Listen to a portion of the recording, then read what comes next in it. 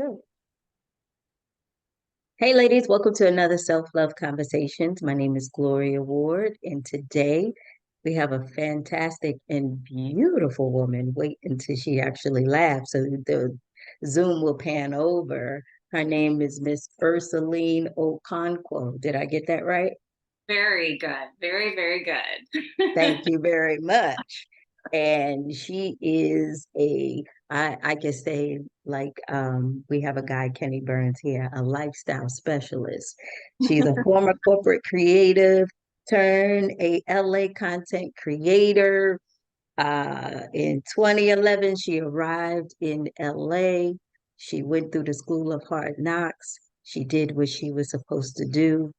And now she's here, and we're going to talk about women of color in the influencer market and what some of the challenges are, but also some of the opportunities. So, Ursuline, thank you so much for being here. Thank you so much for having me. I'm so excited to have this conversation with you.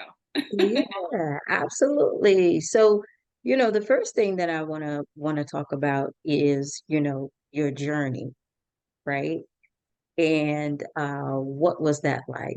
You know, how did you get where you are right now? Wow, what a loaded question, right? How did you get here right now? Right Um, now.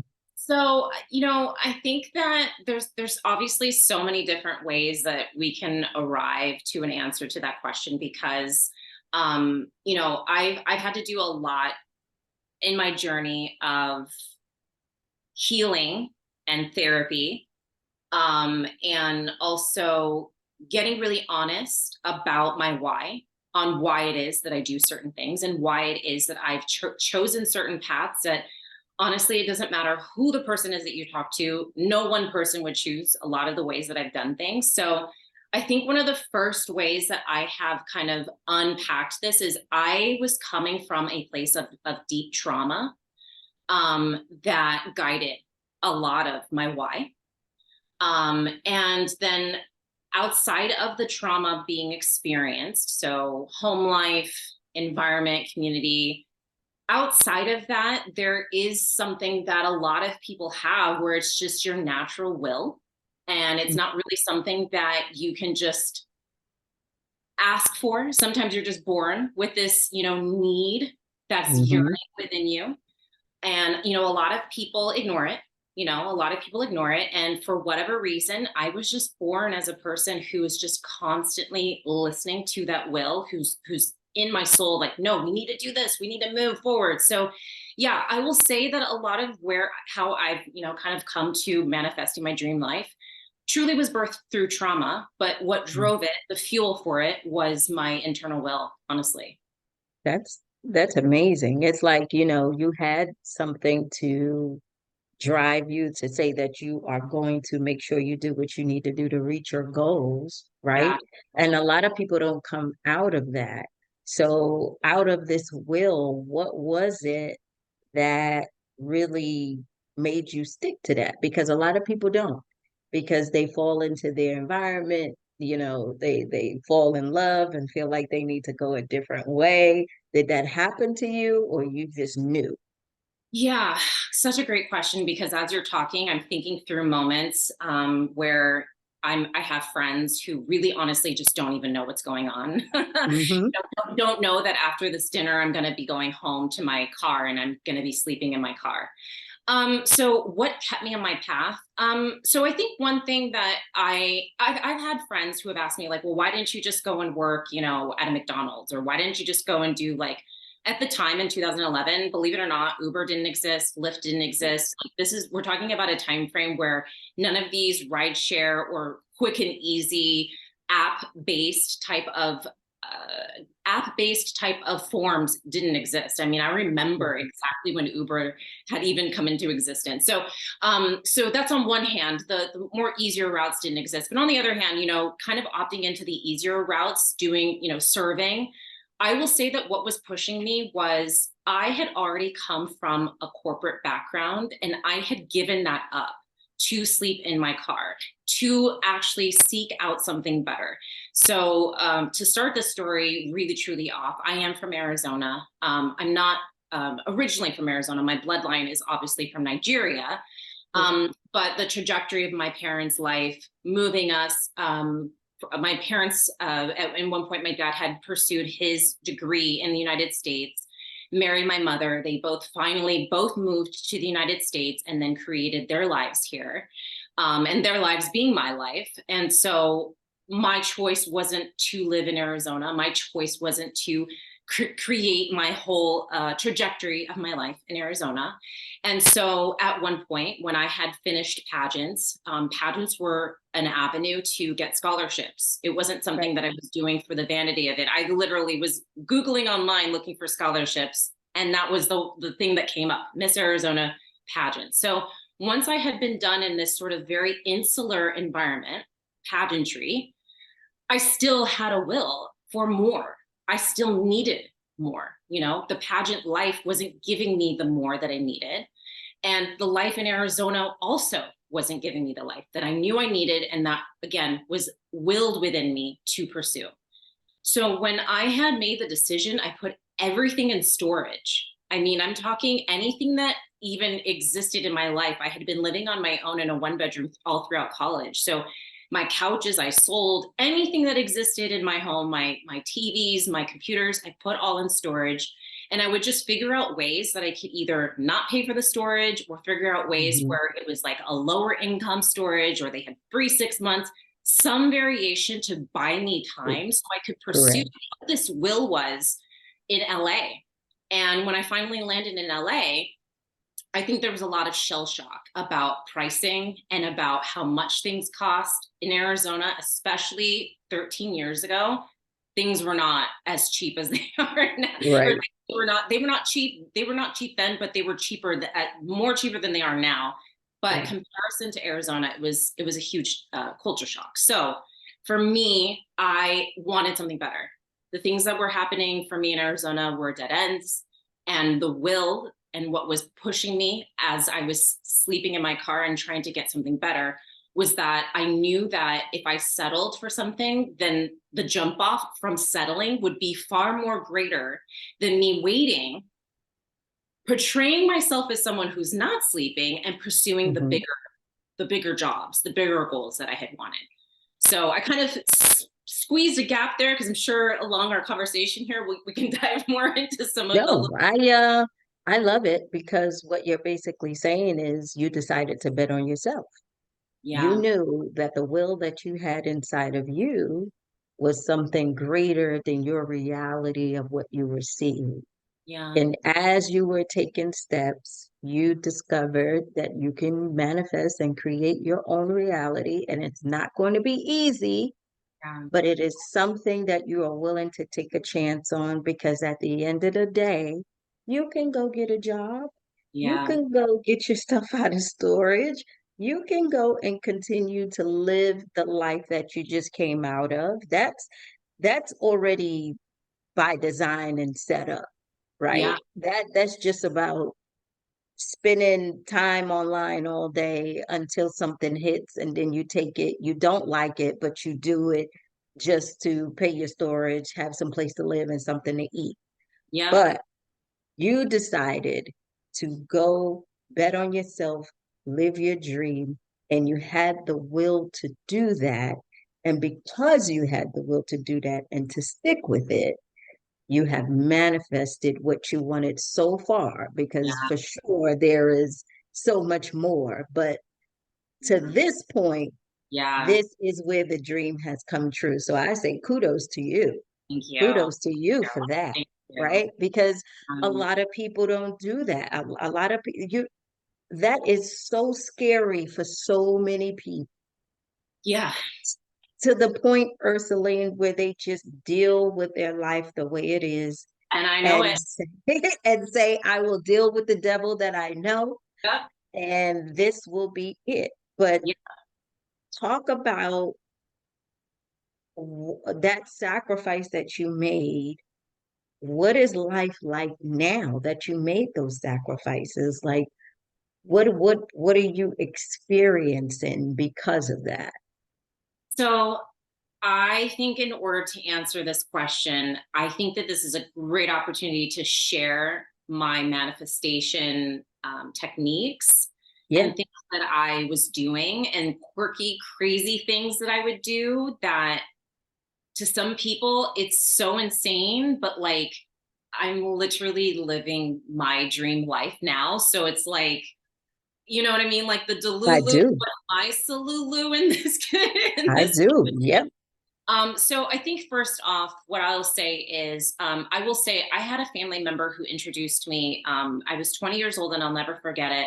I've been working since I was 14. Yeah.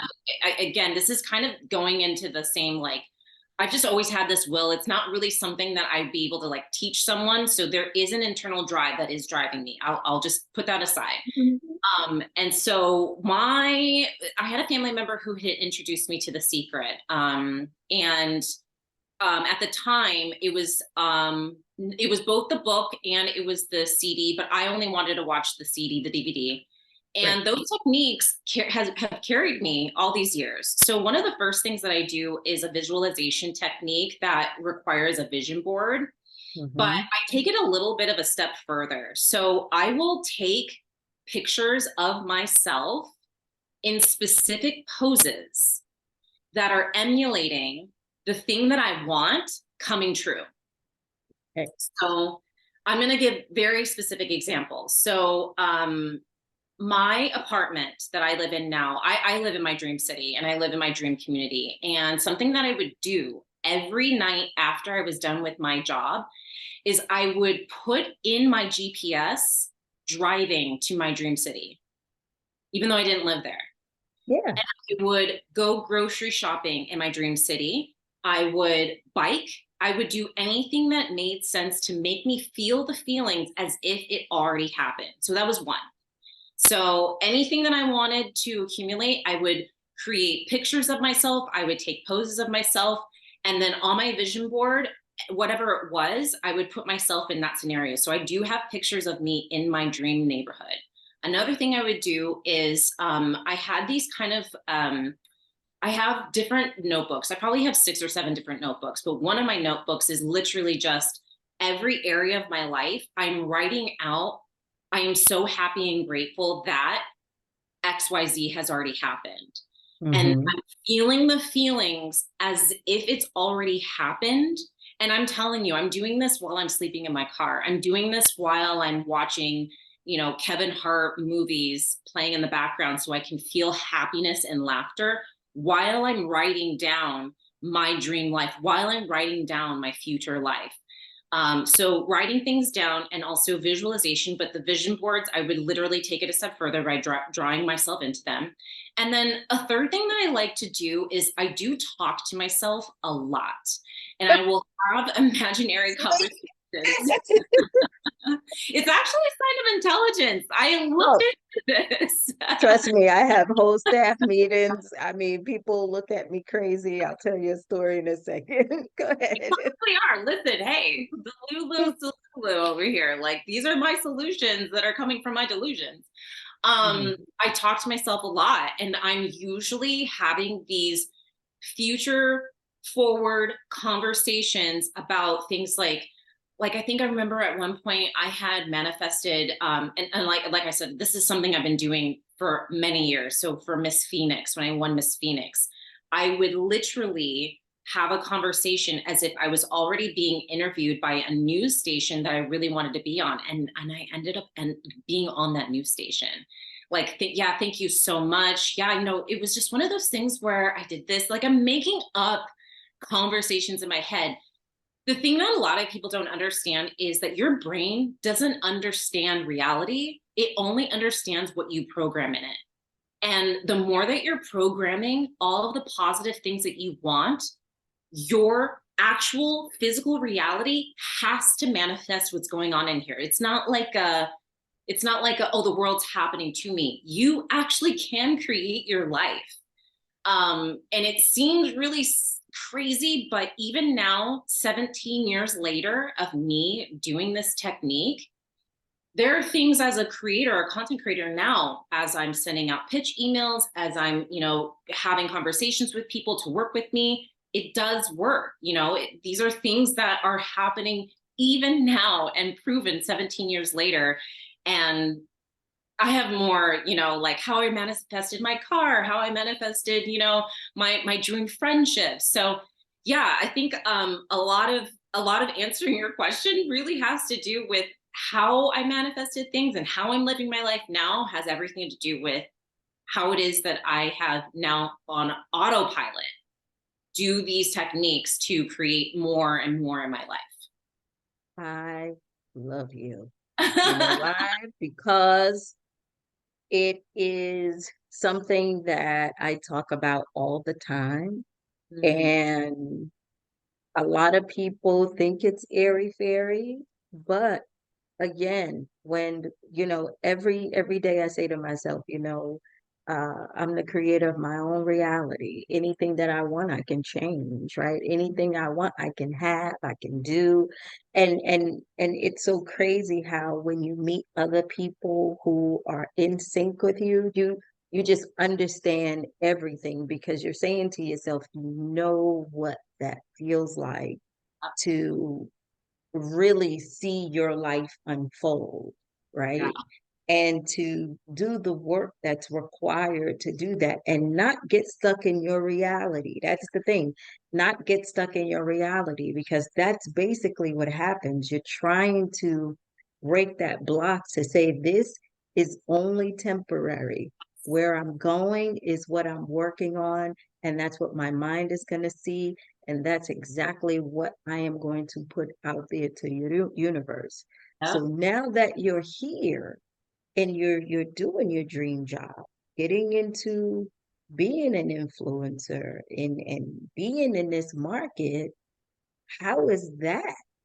How is that? Because that's like something that was new that opened up as well, kind of like during the time of the Uber and the Lyft and all these, like, influencers wasn't really a big thing until just recently. So now doing that and being a woman of color doing that, my first question is, do you get the same opportunities as everyone else, or do you even know if you do, right? And what kind of life is it? And if somebody is open to it, how do they do it? Yes, I love these questions. Well, I will say first, the first question that you're asking about, what kind of opportunities I get and if other people get it, you know, I think that it's really hard to know if there's an opportunity that I pursue and someone else ends up getting it. I will say Mhm. that I have, once I made the decision to pursue this, I have made sure to stay in a lot of insulated groups where people share open and honest conversations about the people who are managers in this space, and in the actual influencer marketing space, like the people who Mm, are giving out those opportunities, and learning and knowing that those people have been honest about the fact that they're non people of color creators get paid more and higher rates than than the creators that are the people of color on their teams, and vice versa, and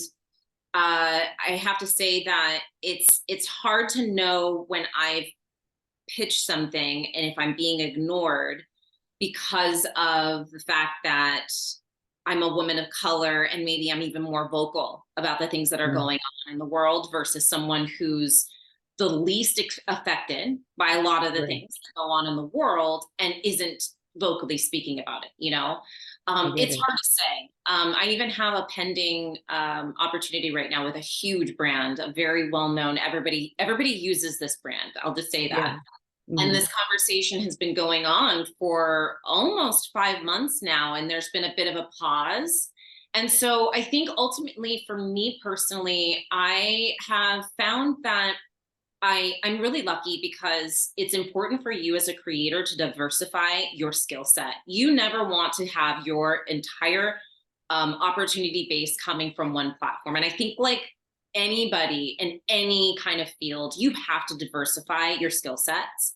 Absolutely. And I always say that, and I've said this for many years now, that, you know, even when you work a corporate job, if you can do something outside of work and you can utilize another skill set of yours that maybe is a side hustle, and even if it isn't a side hustle, it makes you feel happy, you're still Right. diversifying your skill set as well. So Absolutely. so I think for me, kind of taking the thought leadership route and wanting to really talk about my story and making that another avenue outside of having to rely on the content creation piece. The content creation piece is amazing. And I have loved all of the brands that I've been able to work with, and that I continue to work with, and new opportunities that come in. I will say that I think that most creators should figure out ways through podcasts, through thought leadership, through social advocacy to really continue to like round the curve of who they are as content creators. Because as you said, this is probably less than a decade old when it comes to utilizing content creators to reach a Help broader products and service. audience. Hmm. Yeah, because like you're gonna buy something because you like me. You have a Right. like me. Like if I put these earrings on and I'm like, yo, these are only $19, you're gonna go and buy them. They're $19 as opposed Right. to me never hearing about it. So this is never gonna go away. But I do think as the person who wants to maintain their personhood, my whole thing with this is I'm trying not to focus on the fact that there are people who don't get opportunities. And I'm mainly just wanting to focus on getting my message out there because I've realized that there's a lot more to me than just creating content, Hmm. creating content that has a lot more of an opportunity in the end. I strongly believe that, and I strongly encourage that you move in that area because it's it's like once you have the ability to know how to get with brands and to get products, and what you're saying is you can get advertising for anything you want, right? Exactly. So even if you write a book or you become a speaker or you do a podcast or you do anything that is related or around anything you would love, you Yep. also know how to go out there and get the advertising and the branding because you are already a brand, Yep. right? Yep. And that's how you speak to the longevity of your career. And also, like you said, not relying on the brands to help you, but the brands are coming to you, relying on you to continue to help them and sell products. Nailed it. So that is something that is amazing. Yeah. And another question that I had in this space, because I'm really not too familiar with it. I mean, I see it, right? To me, I'm 45. So to me, it looks like QVC, right? It looks like infomercials, right? And you just putting them online. Like that's the era where I come from, where you wake up, the lady on the infomercial is showing you these wonderful earrings. As a kid, you don't pay attention. The skincare, you don't pay attention. But let me tell you, at 45, when them commercials coming on in the morning, you looking. You like, how do you keep, the crow's feet? How do you keep this?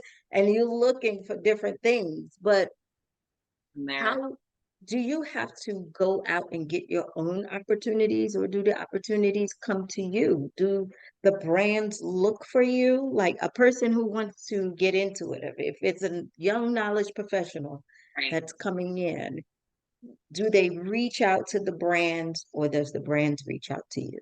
How does Great. it work? Okay, so the best way that I have explained this even to some of my friends who are considering doing this is, yes, there are platforms and you can actually Google um, content creator platforms, and Hmm. there's hundreds of them. And Hmm. I mean, you'd probably take an afternoon, but you want to just get yourself logged into them and attach all of your accounts. So if you have a TikTok, if you have an Instagram, and then in some cases, if you have a YouTube, you input all of your links, and it takes some time. Like I think it took me a month to just like, because you don't want to spend your entire day. So I usually take like an hour to 2 hours to just input my information in them, and then you just let them sit. You've already put your category, whatever your category is. Maybe you're a gamer who creates content, so they'll send you promotions. Like I think there was like a L'Oreal one that, they sent me a request because they saw that I was inside the system. Right now I have an ongoing brand with someone who I am literally getting services and I'm recording myself, and I got it from that platform, and it's like a big service. Like I'm getting my legs lasered for free because I'm creating Wow. content for them. Yeah. There's that one. So platforms that already house for these brands, they'll live there. Second piece is pitching to brands. And this one is this is a heavy lift. This is mainly what takes up a lot of my afternoon, my first part of my afternoon. So a great way to start this is like, look around your house. What are things that you just naturally like? I drink Mountain Valley spring water. I like Mm, to use a Fenty Beauty lip gloss. yeah. I like to use all kinds of things. And so what you'll do is you'll go on LinkedIn, you'll go on Google, and you will search digital marketing manager, or you'll look for director of influencer marketing, or you'll look for anything that's content creator manager, influencer manager. You'll look for the people who are actually managing the process of having Mm, influencers promote their product. And this really exists. It's not the social media manager. I want to make sure I emphasize that, because if we have right. viewers who are college people, I want to emphasize it's not the social media manager. In fact, the social media manager's role is literally social media. They are on social and they are like coming up with cool ideas on there. The person who's coming up with the ideas on what goes on social is the digital marketing manager, or the VP of marketing, anything in the marketing department. And so you'll want to reach out to them, and there are great templates online on how it is that you can approach them. Hi, my name is Sam. I'm a lifestyle content creator. I absolutely love talking about this. I consider myself a micro influencer, but I love making videos that look like this. And you link in your actual email ways that you have already been organically talking about their product. And then that kind of leads me into the third pillar. You want to create the content in arrears. So if you like something already, and like I said, you go around your house, don't make it like an external thing. Focus on what you naturally already are interested in. So make content, and maybe you're talking about how much you love the product, or maybe you're integrating it into another conversation. I know that Jackie Aina is probably one of my most favorite creators online.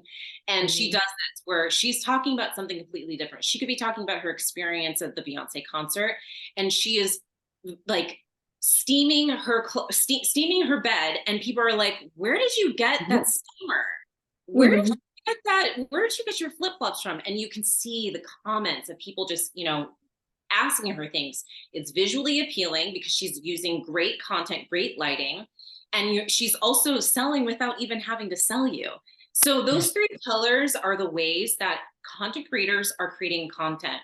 And obviously there's more than those three pillars, but those are the major ways, because what ends up happening is you're tagging them, or maybe you're sharing it in your stories and you're soft tagging them. They see it, and guess what? That third pillar that I'm telling you about, where I was talking about something organically, Yeah. Skin Club saw that I was talking about their content, and they sent me over 20 different products of their product line, simply Wow. because I was talking about it. So what I'm saying actually plays out and is true. And what you end up wanting to do is you create the content, and they end up paying you in one way or another, because your content has high engagement, you know how to pull in an audience, and you know how to organically talk about the product without it feeling like it's like salesy. So Wow. yeah. I think that's amazing. And just hearing you talk and looking at you and the mannerisms, I see Entertainment Tonight. I see you having a show on Revolt. I Hey, that's see where it's all going. this stuff, That's right? actually the trajectory, man. That you Yeah, I see it. I see it. And I see it very quickly for you. So how can we follow you? How can we see this journey of yours? So I am on every platform as at Ursulane TV, which was Okay. intentional. I grabbed that, and I realized that someone grabbed my actual name. So it's at Ursulane TV. And yeah, much of my content is around beauty, wellness, social advocacy. And I really try to make sure that I'm focusing on just my fun experiences in between, and it's just fun. I'm living my life because I'm genuinely living the life that I manifested. Ursuline, this was an amazing conversation. Thank you so much for being here. Thank you for Much, much, much success to you. I would tell you this, the world needs you, right? The world needs you. So since the world needs you, you have to make sure you step up to the plate, okay? But there's no worry about that because, like you said, you have the will and the drive to make it happen. So of course, I can't wait to see, what the universe manifests for you. But I can see it all over you. It is, I know it's a blessing and a curse because the burden of that gets a yes. little heavy, but I promise you it will all work out in the end, and it has been for so long. So even when a journey gets a little bit difficult, you hang in there because all that pitching and all that working, it the breakthrough is right there for you. Love I that. can see it all over you. I can see it. I can see it. I can see You know it. So how important that was to hear that. Thank you so yeah, much. yeah, I do know because I already see the whole thing. Even when you came on, I was just like, you have everything to really get to that next level. And that's why I asked you the first question of how did you get here? Because you're already going there. Yeah. You're already going there. When's your birthday? 10-12, literally coming up. Really? Yeah. Oh, wow. Well, happy birthday. Happy early birthday. I will make sure I send you a message on Instagram. And thank you so much for everything. And I will be following to see what happens. And if you need anything, just let us know, okay? 100%. Well, thank you so much for having me. Absolutely. And you have a good day, okay? All right, Bye. bye.